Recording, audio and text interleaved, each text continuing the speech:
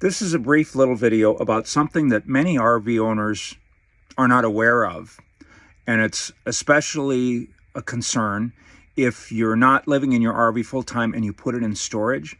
There are pieces of equipment in your RV that use electricity all the time off your battery when you're putting the unit in storage. So your television set, for example, modern television sets, even though there's an off button, they're often using electricity all the time.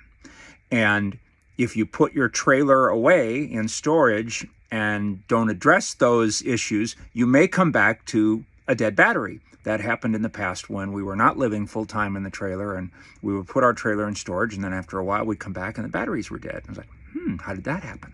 Well, televisions will draw power, other things will draw power, and something that will draw power that every RV has in it is this. There it is, right there.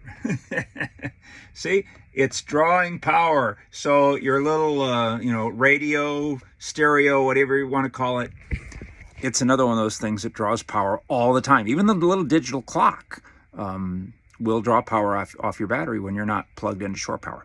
So what we did is a very simple little thing that can stop this kind of stuff from happening. And here is the simple little thing. Right there. It's a switch. On, off. And we've got 2 stereo units in our RV, and I put a switch for each one of them. You'll see now the switch is in the on position, and when I go like this, bye-bye, off. And so even though we live full-time in the RV and we're not worried about the batteries running dead, I think that's a good switch to have. And in fact, I leave it in the off position when we're not using the equipment, because why should we draw power if we don't need to? So think about this, especially if you put your motorhome or trailer into storage and you're not using it for a while.